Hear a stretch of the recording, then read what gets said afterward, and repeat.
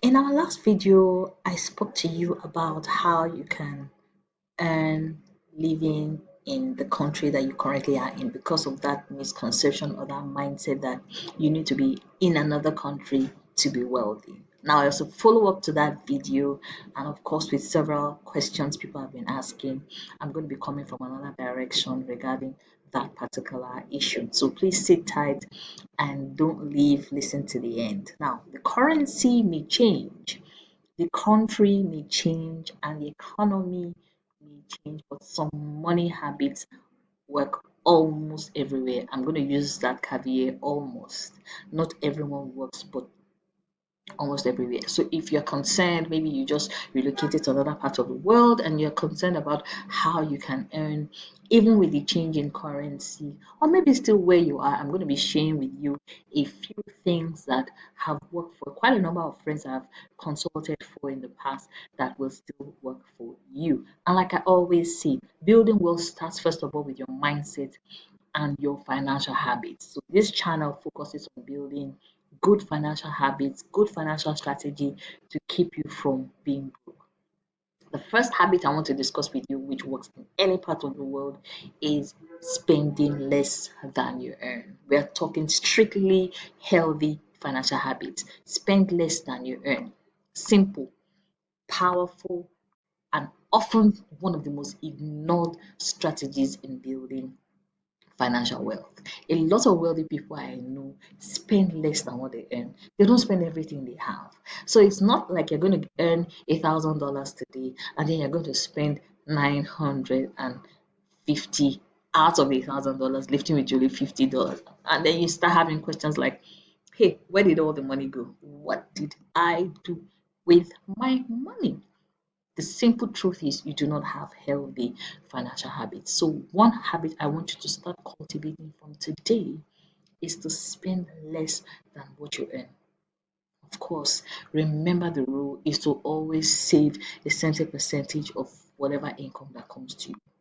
Now, moving on to habit two, pay yourself first. Save and invest before spending. Once that money comes in, once that income comes in, save. Remove some to save and invest. And when I mean save, I'm not talking about just leaving your money sitting in the bank doing nothing. But you may want to start that first. But if you're going to put your money in the bank or in mutual funds or whatever kind of investment, make sure it's something that's going to be giving you some certain level of interest. Now, the higher interest most times in finance, the higher the risk. So if you're new to saving and investing, I advise you to start small and start with lower risk investments. But the conclusion here is learning how to save and invest before spending, not spending first before saving, right? Don't invest what is left over because most times there's nothing left over for you. So you need to cultivate that habit, right? The third habit I want you to start practicing is investing consistently. It's such a good feeling when you start investing or saving, especially with something that you're not used to. And in building healthy financial habits, I'm not saying invest in January and forget about February, March, April. Like in an entire year of 12 months, you invest only twice.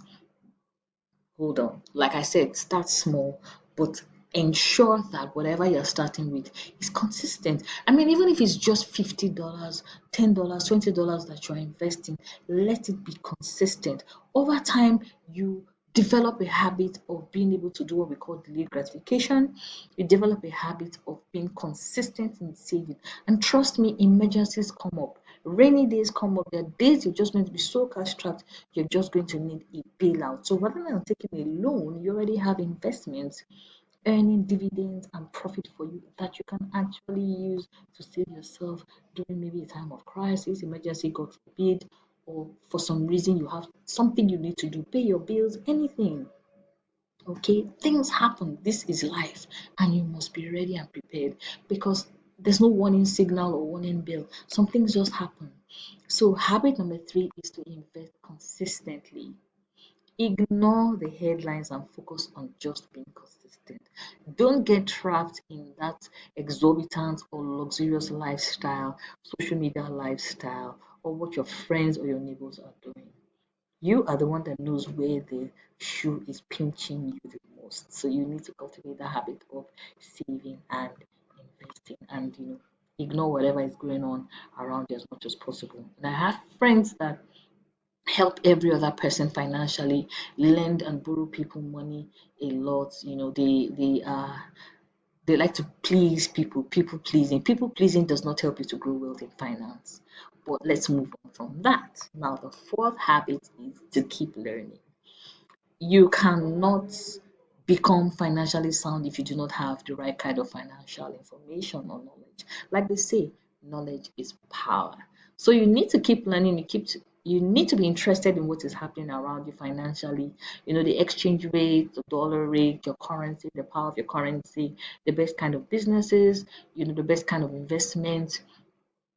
You don't need to be a professor in Wall Street or a stock exchange PhD holder, and the likes.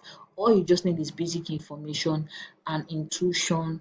And of course, don't be greedy, because that has put a lot of people in a lot of financial mess. So just be consistent in building knowledge, keep learning, find out how you can get better at the level of financial knowledge that you have. Build a circle or join a circle of people who are financially savvy or interested in building their wealth. So the kind of role models you have financially also determine how you're also going to, be, or the kind of financial habits you have.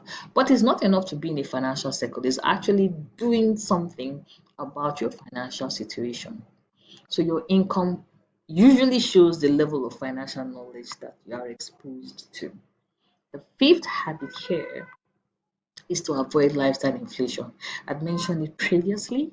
Um, every raise, every salary increase on income increase does not necessarily mean you need a bigger lifestyle. This is the trap so many people fall into.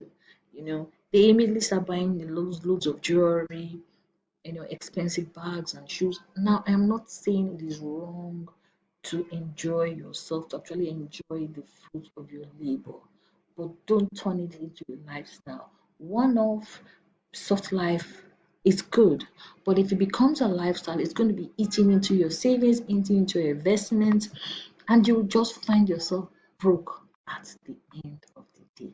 Now, in conclusion of everything that I have said so far, good money habits travel well. Bad money habits do too. So if you have good financial habits, it's going to tell on you, on your finance, everything about you. It's going to be obvious. And I mean, let's look at celebrities, for instance, the ones that made too much money, like the footballers, the basketballers, the boxers, those into sports that have a short lifespan. The careers are usually short lifespan. After a while, a lot of them diversify their wealth into different kinds of businesses and have stayed affluent, have stayed rich, have stayed wealthy. But the ones that are spending anyhow, I mean, it's all over social media for you to. It's so easy to verify.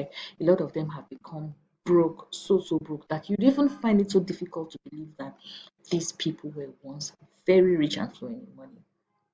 And I've spoken about giving examples of such people on my past videos that you can also take a look at. So you need to choose wisely. Do you want to have good financial habits, or do you want to have bad financial habits? And I've already shared with you 5 simple habits that you need to grow your wealth, your finance, and avoid being broke. So I look forward to your questions, your comments in the comment section, and I always respond.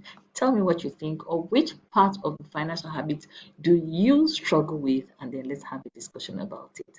So I'll be seeing you in the next video. Please don't forget to like, subscribe, and share this video with a friend or a loved one. Thank you.